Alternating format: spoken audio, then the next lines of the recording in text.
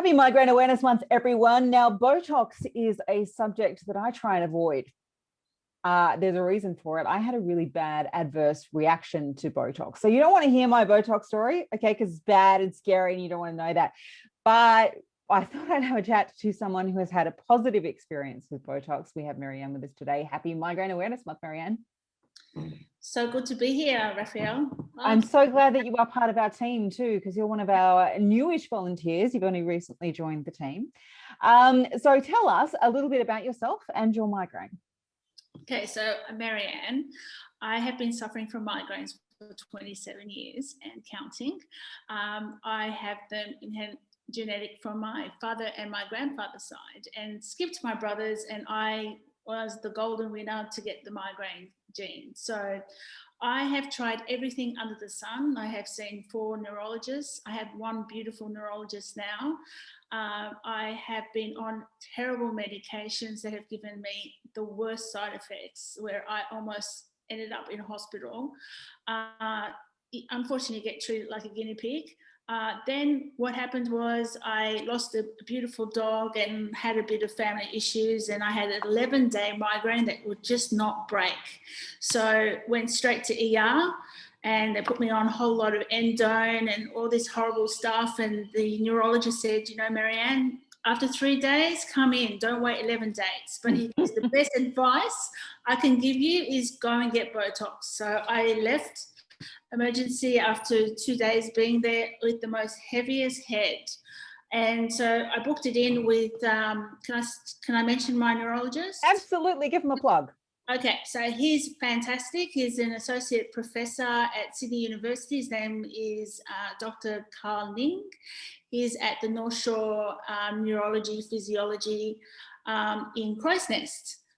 I have met other neurologists, and they are have no humanity, and they just don't care. This guy is born to be a neurologist, and he cares. And it's so nice that you're in so much pain and to have a doctor in front of you who cares about you. So he put me on a few like melatonin. We tried melatonin. It just gave my headaches, made it worse. We did the CRPG, the Amavic. I just got really bad side effects with that. Just got really I felt a little bit of my hair falling out. I had stomach issues, digestive issues. So we stopped that. Then he put me on Malts or something. Max out, yeah.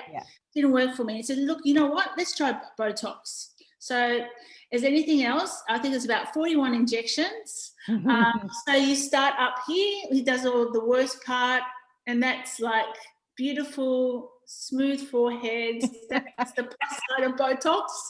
And there's here on the side, and then up here on the crown.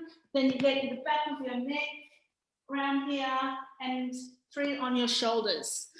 And so I'm going to say with Botox, is the best advice I can give you is you just have to let it run its course. Do not expect a miracle to happen on the first session. You go every 3 weeks. And what he does is very clever. He asks you questions. He said, right, in the last 2-3 weeks, how bad has your migraine stopped you from being able to function, to be able to do anything? Is your pain been that bad that you had to stop working, or you've had to be bedridden, or have you been? So you do this little survey thing. So the higher your number is, it shows that Botox is not working for you. The lower your number is, Botox is working for you.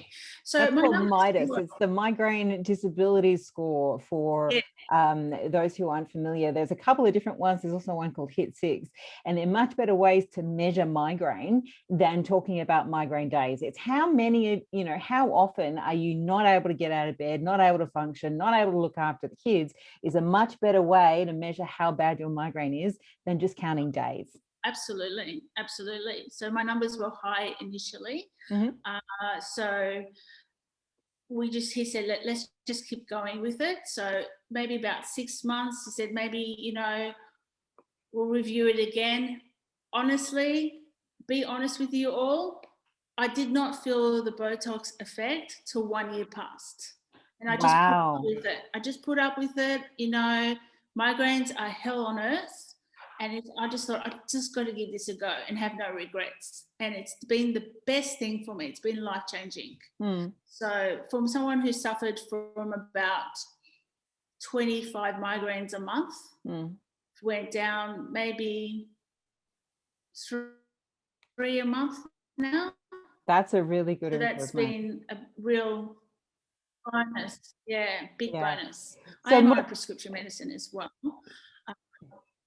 Yeah, so most of your migraine symptoms, are they like, is headache your biggest symptom, or is it light sensitivity or nausea or aura? Everything, yeah. You name it, I got it. I'm more accurate than the weatherman. I will tell you when a thunderstorm is coming. Are you one of those people, a weather vane? Yeah, I will tell you when a thunderstorm. I'm like, yeah, I know. Or this sensitivity when I was talking to you about, I'm sitting down just in my lounge room, and then I can smell burning toast. And I'm like, get everyone to check the whole house. No one's got any candles burning. So that's a sense that that's just a normal thing to happen for 5 minutes in your sensory cortex of your brain. So, yeah, no, I get little lights flashing, flickering in front of me. It makes sense in my brain, but articulately doesn't come out right. It's like I'm having a stroke, or I get really tired, or I get yawning. I yawn excessively. And I get very sensitive to smell, noise, light. So do you find the Botox helps with everything or just the headache? Everything. Yeah? Yeah. So you have less attacks generally? I would say either Botox, it has to kind of be a build-up in your system. So what it does is it's just numbing the nerve ending. So the pain doesn't going up to your brain and signaling. So it's like almost like a numbing feeling on your nerves. And I just feel like I can live. You can live. You don't let migraines control you. You control your migraines. You know, you manage it. Yeah. Do you have other medication that you use with Botox as well? Yeah, I'm on FX or XR, 150 milligrams. I take that.